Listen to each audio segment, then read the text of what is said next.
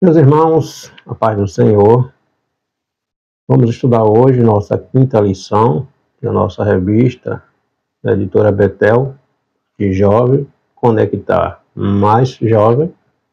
Estamos estudando as parábolas de Jesus. Hoje vamos estudar a parábola do semeador, uma parábola onde Jesus vem focar na questão do crescimento do reino de Deus na terra. A semente ela é lançada, ela é semeada, algumas vai cair em boa terra, em terra que vai gerar fruto, porém em outras vai cair em terra, em pedregulhos, à beira do caminho, entre cascalhos, e não vai, apesar de gerar no princípio crescimento, mas ela não é sustentável, ela vai morrer. Então Jesus vai fazer essa analogia, essa comparação, né, para nos trazer verdades a respeito daqueles que ouvem a palavra de Deus, mas as vicissitudes da vida, os problemas da vida, os interesses terrenos sufocam, não deixa que a palavra de Deus germine no coração, né, gere fruto, que esta pessoa amadureça espiritualmente e cresça no reino de Deus. Deixa que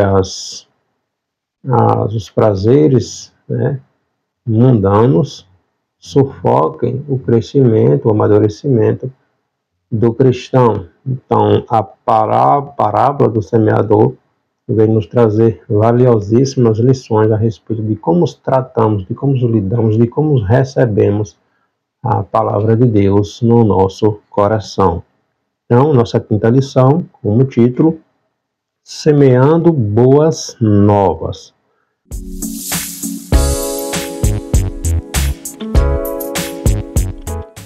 Nosso versículo do dia está no Evangelho escrito por Lucas. Lembrando que Lucas não era judeu, Lucas é o único autor de um livro da Bíblia. Não, ele escreveu o Evangelho que leva o seu nome, de Atos dos Apóstolos. Lucas não era judeu, ele era gentio, da Antioquia da Síria. Então, nosso texto, versículo do dia, está no capítulo 8 do Evangelho escrito por Lucas, versículo 15. E a que caiu em boa terra, esses são os que, ouvindo a palavra, a conservam num coração honesto e bom e dão fruto com perseverança. Nossa verdade aplicada, mesmo que pareça insignificante, no começo, Deus fará que o fim seja grandioso. Os objetivos da nossa lição, os temas que estaremos estudando nessa oportunidade, explicar o processo da semeadura, apresentar a mensagem da parábola do semeador e aplicar os conceitos da parábola do semeador. Então, esta parábola do semeador, ela consta nos 3 evangelhos sinóticos, Mateus, Marcos e Lucas. Sinótico porque 85% do conteúdo deles são semelhantes, né? Escrito sob perspectiva diferente, para público diferente, mas trazendo a mesma informação. Então, em Mateus, esta parábola está no capítulo 13, versículo 1 ao 23. No Evangelho escrito por Marcos, está no capítulo 4, versículo 1 ao 20. E aqui no Evangelho escrito por Lucas, está no capítulo 8, versículos do 4 ao 15. Então, essa parábola nos apresenta o ensinamento de Jesus sobre o poder da palavra pregada por Cristo e o seu resultado grandioso. O seu resultado, o fruto gerado pela semeadura. Aparentemente, O reino de Deus, a princípio, pareceu pequeno, mas no final ele é grandiosíssimo, tá? Nosso texto bíblico está no Evangelho, escrito por Lucas, capítulo 4, versículo do 4, Lucas capítulo 8, versículos do 4 ao 8. E ajuntando-se uma grande multidão, e vindo ter com ele gente de todas as cidades, disse por parábolas: um semeador saiu a semear a sua semente. E quando a semente caiu alguma junto ao caminho, foi pisada, e as aves do céu a comeram. E outra caiu sobre pedra, e nascida, secou-se, pois que não tinha umidade. E outra caiu entre espinhos, e crescendo com eles os espinhos, a sufocaram. E outra caiu entre boa terra, e nascida, produziu fruto, 100 por 1. Dizendo ele estas coisas, clamava: quem tem ouvidos para ouvir, que ouça. Então Jesus aqui, ele descreve a parábola, narra a parábola, só que depois ele explica aos seus discípulos em particular. Primeiro tópico da nossa lição: o semeador saiu para semear, a confiança do semeador, daquele que semeia, e os obstáculos da semeadura. Então, contextualizando como era costume do Senhor Jesus Cristo, né, com as práticas dos seus ouvintes, de uma forma transmitida a mensagem, de uma forma que eles compreendessem, Jesus continua a ensinar sobre o reino de Deus que chegou até nós através dele. Então Jesus utiliza a figura do cotidiano rural, ali do povo da Palestina, do povo de Israel, para fazer com que eles compreendessem o que a mensagem estava querendo dizer, o que estava transmitindo, tá? Então ele nos ensina sobre o semear. Então o semeador, ele saiu ao campo para semear, para plantar a semente, para que ela germine, para que ela cresça saudável, para que ela gere fruto. No capítulo 15 do Evangelho escrito por João, versículo 5, Jesus diz que, Jesus começa dizendo que ele é a videira, o Pai é o lavrador, é o que cuida da terra. Aí ele vai dizer no versículo 5 que toda vara que está nele, que não dá fruto, ela é arrancada. Mas aquela que dá fruto, o Pai a limpa para que continue produzindo. Aí Jesus é categórico ao dizer: sem mim nada podeis fazer. Então, o semeador, aqui Jesus, que traz a palavra, traz o reino de Deus entre nós, ele saiu a semear, a plantar. Nós estudamos na nossa lição passada que o semeador plantou o trigo, só que na calada da noite veio o maligno, o adversário, e lançou o joio no meio da plantação de trigo. Quando o trigo nasce, o joio nasce junto. Aí os servos daquele senhor chegam até ele e dizem: não lançamos, não plantaste trigo? Então por que nasceu joio juntamente com o trigo? Ordena que vai e arranquemos o joio. Aí o dono da plantação, Jesus, diz: não, para que por acaso arrancando o joio não venha o trigo também. Deixai crescer, para que na época da colheita, aí sim, o joio seja arrancado e lançado no fogo, e queimará, e haverá pranto e ranger de dentes. Então, a semente continua sendo lançada. Corações recebem, corações duros não recebem, ignoram a palavra de Deus, ignoram o sacrifício de Cristo, mas a semente continua sendo lançada, que é a palavra de Deus. A grande comissão que Jesus nos deu, nos comissionou, Mateus capítulo 28, ide por todo mundo, ensinai.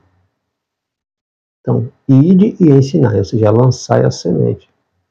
Entende? Então, a plantação continua sendo, está em evidência, em atividade. Continuamos plantando nos corações, pela ação, pelo poder do Espírito Santo, a semente, a palavra de Deus. Então, diante de uma grande multidão, oriunda de várias cidades da Galileia, Jesus, a multidão era muito grande, estava apertando ali, estava às margens do lago ali de Genezaré, da Galileia. Jesus sobe em um barco e começa a ensinar através de parábolas. Né? Então, Jesus pronuncia a parábola do semeador. A parábola nos conta sobre quando o semeador, Jesus, saiu a semear. E as sementes, elas foram lançadas sobre vários tipos de terra, de terrenos. Vários corações, várias pessoas, de várias culturas, de vários níveis culturais, várias crenças, ouviram a semente, a semeadura, a palavra de Deus, né? Então as sementes foram lançadas sobre vários tipos de terreno. Alguns caíram à beira do caminho, e estas foram comidas pelas aves. Outras caíram entre terreno pedregoso, e outras caíram entre espinhos. Só que teve algumas que caíram em boa terra, né? E essa terra boa produziu, gerou fruto, né? Então, observando a experiência inicial aqui do semeador, a gente vai observar que poderíamos até pensar que seu trabalho acabou sendo, na maioria do tempo, em vão. E caiu em 3 terrenos e só produziu em um. À beira do caminho, em terreno cheio de pedra, pedregoso, e entre espinhos. E esse, apesar de nascer, não deu fruto, não produziu, ficou infrutífero. Entende? Então, poderíamos pensar que o trabalho acabou sendo, de certa forma, em vão, né? Pois grande parte de suas sementes foram desperdiçadas. Como assim?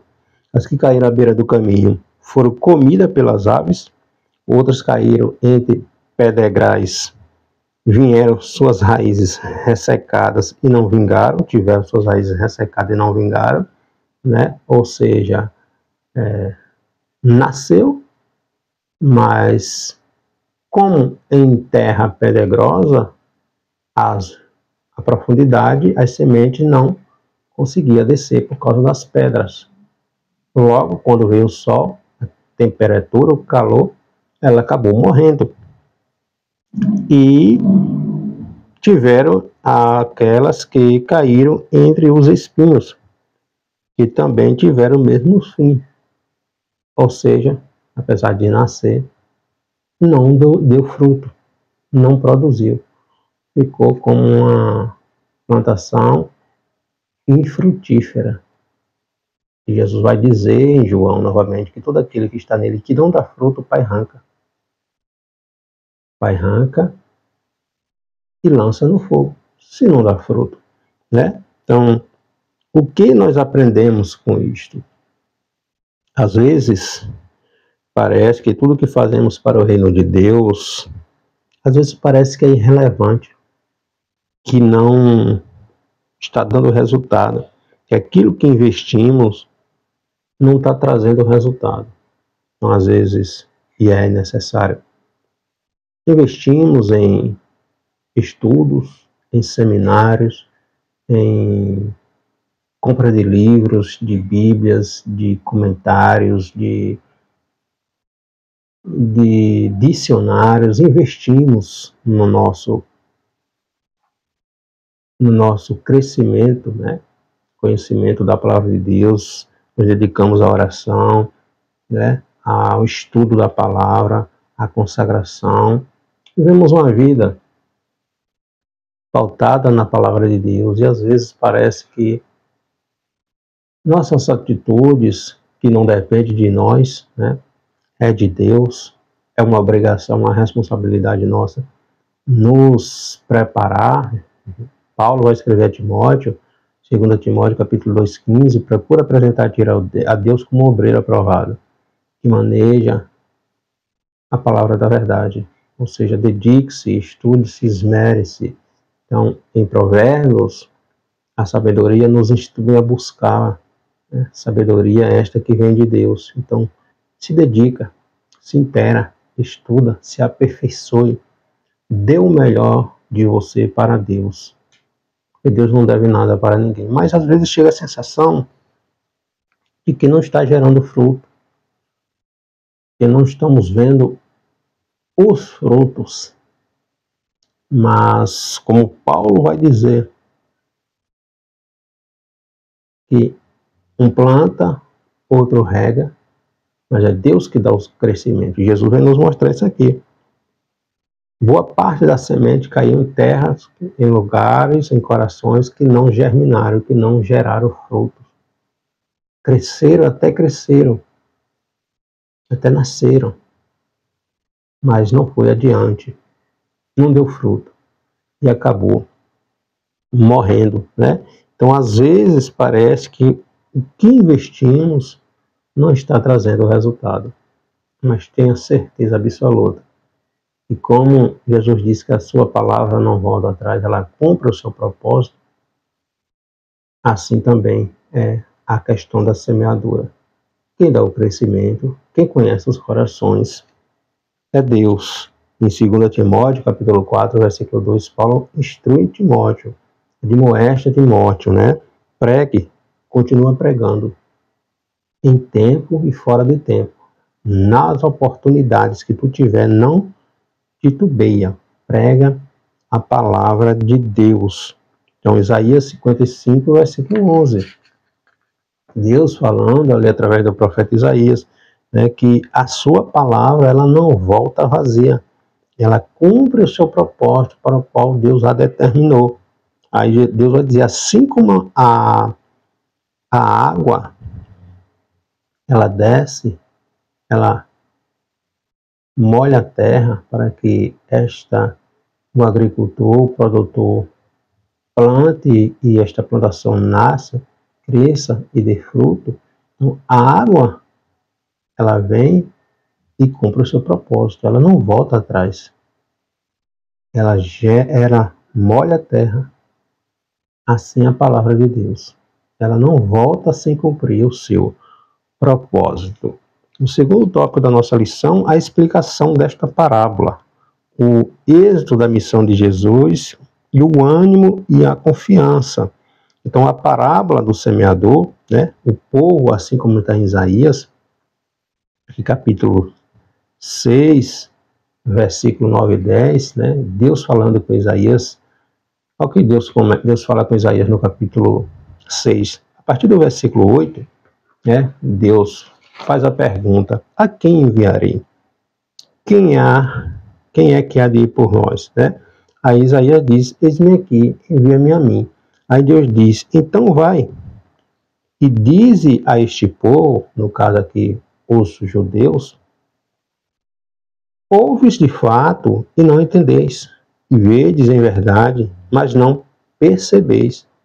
Engorda o coração deste povo, faz-lhe pesados os ouvidos e fecha-lhe os olhos para que ele não veja com os seus olhos e não ouça com os seus ouvidos, nem entenda com o seu coração, nem se convertam e seja sarado. Então, o povo, apesar de estar ouvindo o profeta, a mensagem de Deus, o povo está com o coração endurecido. vê os milagres, os sinais, mas ignoram, ouve a palavra de Deus, Deus enviando o profeta, mais profetas, o coração está endurecido, não dá crédito à palavra de Deus, então os olhos estão cerrados, os ouvidos não conseguem dar a devida atenção ao que está sendo anunciado, e o coração está trancado, né? Para não deixar que a palavra de Deus entre em seus corações e brotem e gere fruto. Então, a parábola do semeador é uma das parábolas em que Jesus explica depois, em particular, aos seus discípulos. Os seus discípulos também, algumas vezes, não entendiam, mas Jesus chama eles em particular e explica o significado, o que queria dizer. Jesus, de certa forma, estava treinando aqueles homens para a missão que ele deveria dar continuidade, a missão que Jesus iniciou. Né? Então, a semente é, sobre a explicação, a palavra de Deus pregada por Jesus. A semente é a palavra de Deus, está aqui no capítulo 5, capítulo 8, versículo 11. Esta, pois, é a parábola. A semente é a palavra de Deus. E o local da sua queda, ou terreno, onde é recebida, simboliza o coração dos ouvintes, aqueles que ouvem a palavra de Deus. Então, a semente é a palavra de Deus, o terreno da semente é lançada são os corações, as pessoas que estão ouvindo. A semente que cai à beira do caminho vai representar aqueles que ouvem a pregação, ouvem a mensagem de Deus, do Evangelho, né? Representa aqueles que ouvem a mensagem, mas o diabo arrebata do coração a mensagem ouvida, gerando incredulidade. São aquelas que ouvem, até se alegram ali no momento que estão ouvindo. Mas o coração está tão duro, tão preso às coisas do mundo, que logo ela é sufocada. Ela não desce no coração e ela não germina. Então, Jesus vai dizer aqui que ela cai à beira do caminho e logo vem as aves e comem. Ou seja, ela não desce na terra para germinar. Ela nem desce no coração. Entende? O terreno pedroso ou pedregoso são aqueles que não têm raiz, não se aprofundam no relacionamento com Deus e no estudo e na meditação da palavra, de modo a não permanecer firme diante das adversidades. Ou seja, pegando a contextualização geográfica de Israel, né? Era um terreno pedregoso, ou seja, tinha terra na superfície, mas por ser um terreno cheio de pedras, né, muito abaixo tinha pedras. Então a semente ela não descia, ela não pegava profundidade, então ela ficava ali na superfície. Logo que venha o sol, a temperatura alta, né, esquentava ali, por as raízes não conseguir descer, né, para baixo, ela se secava. Por causa do alto calor, da temperatura, a semente, a plantação, ela secava e morria. Então, aqueles que não têm raízes, né, não têm profundidade no relacionamento com Deus, não se dedica no estudo da palavra, não se dedica na oração, não tem compromisso, vai quando quer, ouve quando quer, acredita quando lhe convém. Então, vive uma vida superficial. Aqueles que ficam com um pé no mundo e um pé na igreja. Não se decide entre um nem outro. E vai levando, empurrando com a barriga, achando que está abafando, quando está, na verdade, se enganando. Jesus vai falar que não vai agradar nem a um e nem a outro. nem a um nem a outro. Jesus vai falar na igreja, uma das igrejas lá de Apocalipse, que é uma igreja morna. Jesus, quem dera que fosses ou quente ou fria, porque não pode ficar em cima do muro. Então, estes que não têm compromisso, não têm relacionamento com Deus, e no estudo, na meditação da palavra de Deus, permanece como uma plantação infrutífera e logo morre. Logo morre porque não tem profundidade, não tem estrutura, não tem raízes. Suas raízes estão na superfície, seca e morre. Tá? E tem aquelas que representa, que caiu ali entre os espinhos, representa as tentações do mundo, as riquezas, os prazeres e as preocupações. Ou seja, até aceita a palavra no coração, mas a preocupação principal, o foco são os bens materiais. Quando Jesus vai tratar daquele jovem rico que chega a Jesus e diz: bom mestre, o que devo fazer para herdar a vida eterna? Aí Jesus diz: obedece pai e mãe, obedece os mandamentos, tal. Ele diz: tudo isso sim, eu tenho, eu faço, eu cumpro. Aí Jesus: bom, te falta um, vai e vende tudo que tu tem, e vende aos pobres e me segue. Aquele jovem, aquele homem, por ter muitas riquezas, ficou triste, ficou desanimado, porque o coração dele não estava no reino, estava nas coisas materiais. Não é que Jesus queria os bens dele, mas Jesus tocou na ferida, naquilo que escravizava ele. Ele foi embora triste e perdeu sua oportunidade, né? Porque o coração dele estava preso nas coisas terrenas. Enquanto nós não compreendermos que tudo aqui é de Deus, este ar que nós respiramos foi Deus que nos deu. Então, no dia que Deus chama de volta este ar, acabou-se. Tudo na vida perde sentido. Perde sentido. Uma pessoa que está em estado terminal, sabe que vai morrer em alguns dias. Tudo nesta vida perde o sentido. Ele pode ter $1 bilhão na conta. É como se fosse mais nada. É como se fosse um nada. E ele não vai poder desfrutar mais. Fica aí, e morre, não leva-se nada de material. Entende? Então, pessoas que estão presas aos bens materiais, aos prazeres, né, às preocupações mundanas, recebem a palavra de bom grado, a palavra entra no coração, mas ela não dá fruto.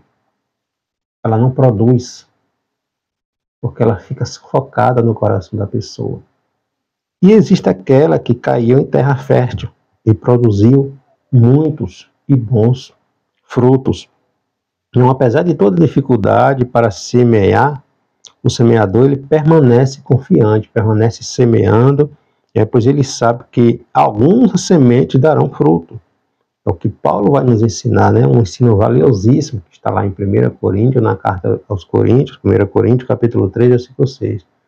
Paulo diz: Paulo plantou, Apolo regou, mas Deus é que faz crescer, é que faz multiplicar. Então, um planta, outro vem, limpa, né? Outro vem, rega, e outro vem e rega, e Deus vai dando crescimento. Vai dando crescimento. Então, alguém vai semear a palavra no coração. Outra oportunidade, outro vem, rega aquela semente que foi plantada. Outro vem, limpa, tira os joios, né? Os matos que estão querendo crescer ao redor ali para sufocar aquela planta. Outro vem, molha de novo. E Deus vai dando crescimento, vai dando crescimento. Então nada, absolutamente nada que fazemos para Deus, para o reino de Deus, é sem importância, é sem significância. Deus não deve nada para ninguém, entende? Então, quem diria que quantas sementes não iria vingar, né? O resultado daquela que caiu em terra boa é extraordinário, né? Ela produz 100, 60 e 100 vezes a mais do que aquilo que foi semeado. Está em Marcos capítulo 4, versículo 20, que está tratando também desta mesma parábola. Então, caiu em boa semente, mas ela germina, ela dá fruto, e ela multiplica, e ela vai multiplicando, ela multiplicando. Uma sementezinha que foi plantada, né? Então, a falta de resultado aparente não deve nos desestimular, pois o crescimento acontece no tempo de Deus. A gente pega o exemplo que está lá em João, no Evangelho escrito por João, capítulo 4, quando Jesus passa pelaquele território samaritano, Jesus para ali na comunidade de Sicá, no poço ali que Jacó havia cavado para seu filho José, e aquela mulher samaritana, né, que era desprezada pelo seu contexto, né, em que ela vivia, já tinha tido 5 maridos, e aquele homem que ela vivia não era o marido dela. Então, era uma mulher desprezada, rechaçada pela sociedade. Então, quando ela conversa com Jesus, ela se alegrou tanto. Então, o coração daquela mulher, na terra fértil, estava pronto para receber a semente. E ela vai e anuncia aos seus concidadãos, e eles vêm a partir do testemunho dela.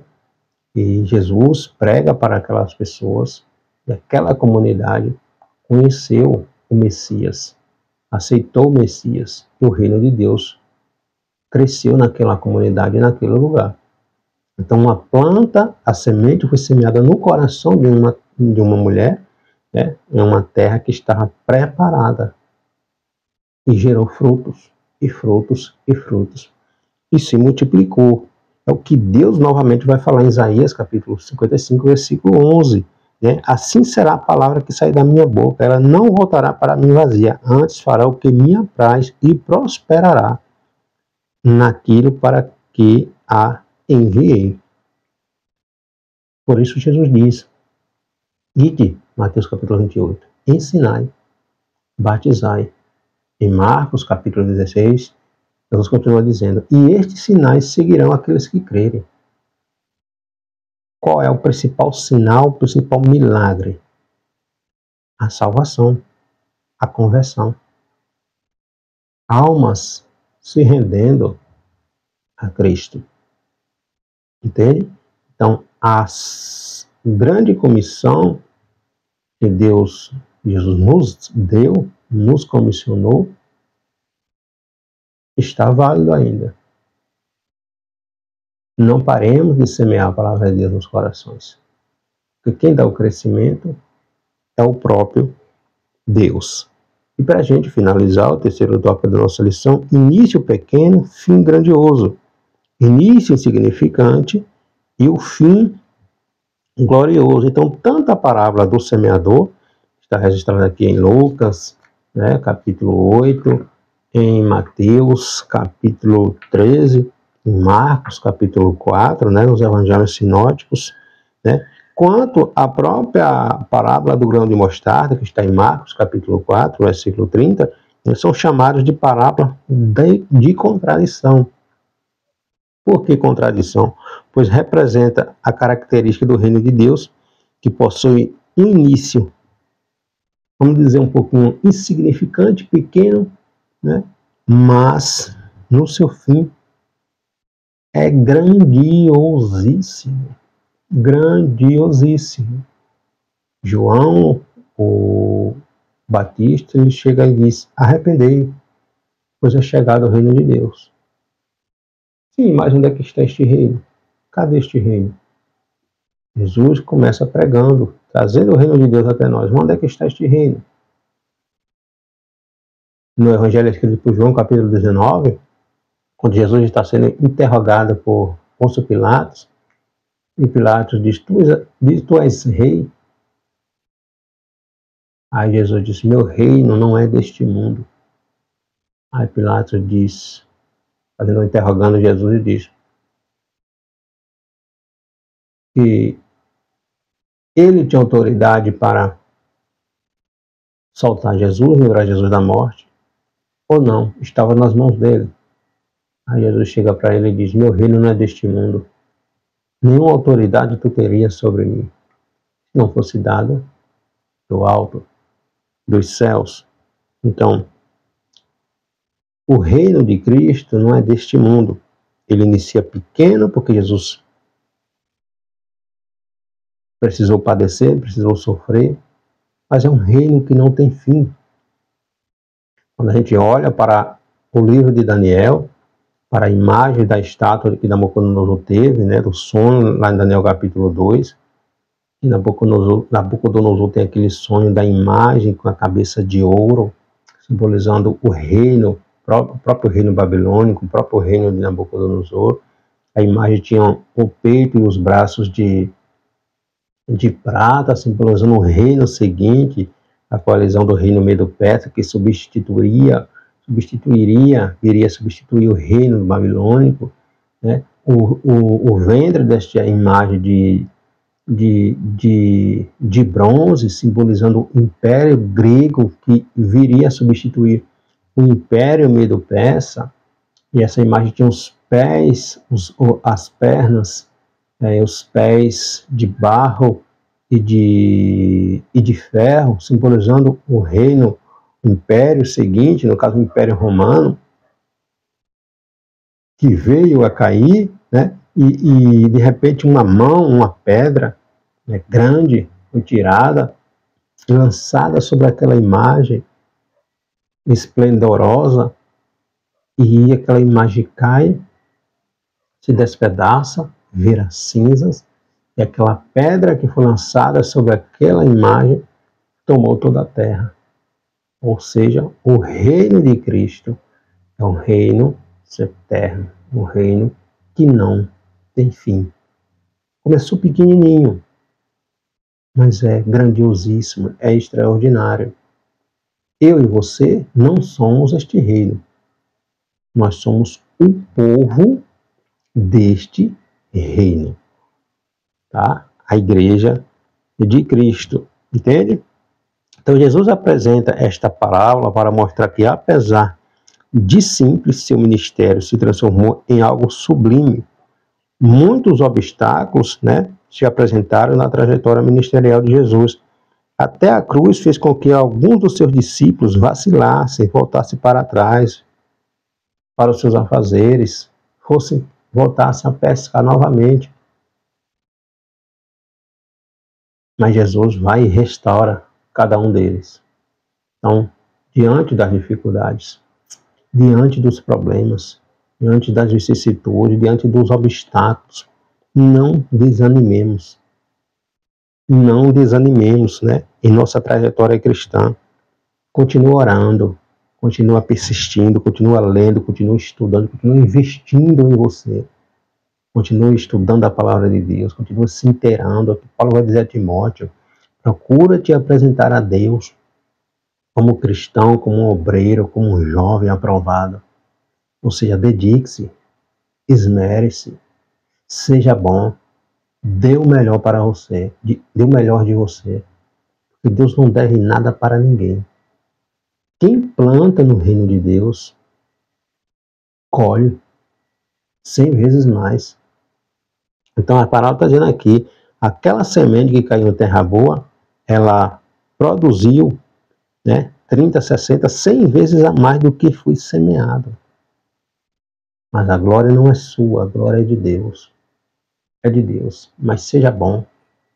Seja bom naquilo que você faz para Deus. Dê o melhor. Não dê para se aparecer, não, para o homem, mas para que Deus seja glorificado.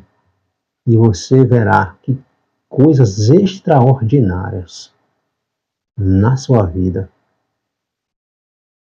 acontecerão. Coisas que você nem imaginava virão acontecer. Que Deus não divide sua glória com ninguém, mas Deus tem compromisso com aquele que tem compromisso com Ele. Deus não deve nada a ninguém. Então, independente dos problemas, mantenha-se firme. Valorize aquilo, os talentos que Deus te deu. Deus te dá a oportunidade, estuda, dedique-se, ore, consagre, invista no seu ministério. Não procure aplausos humanos, porque eles são passageiros. Mas a bênção que vem de Deus, ela é eterna. Ela não é passageira. Ela continua reverberando, produzindo, multiplicando na sua vida, na sua família.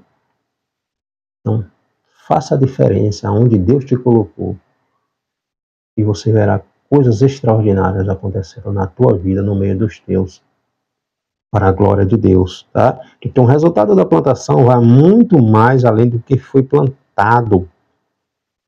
Foi assim que Jesus ao implementar o reino de Deus, né? Apesar de todas as dificuldades. Então, quem diria que um grupo pequeno, cujos passos percorreram a Palestina, no caso dos discípulos, pudesse conquistar o mundo? Quem diria que aqueles 12 apóstolos, 11, né? Depois de Matias vem 12 pescadores, a maioria pescadores, coletor de impostos,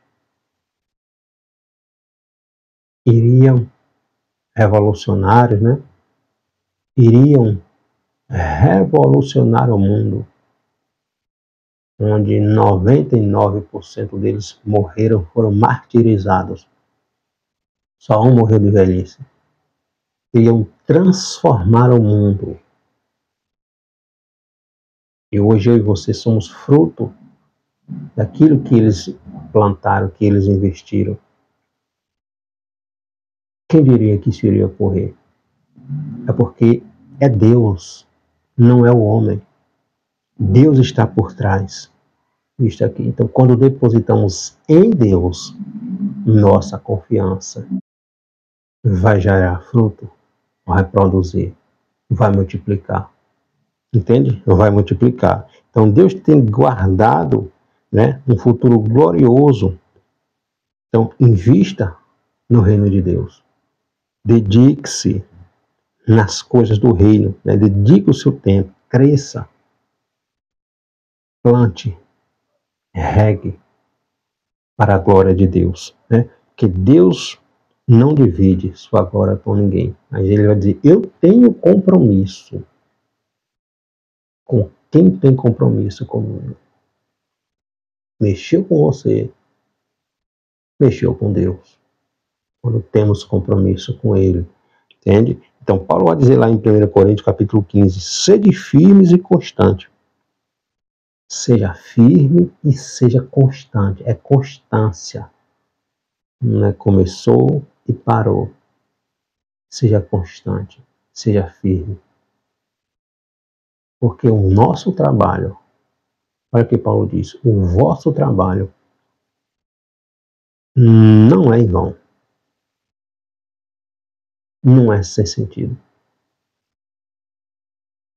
É valioso. Valioso para Deus. Entende? Então, tudo que fazemos para a obra do reino de Deus haverá um retorno.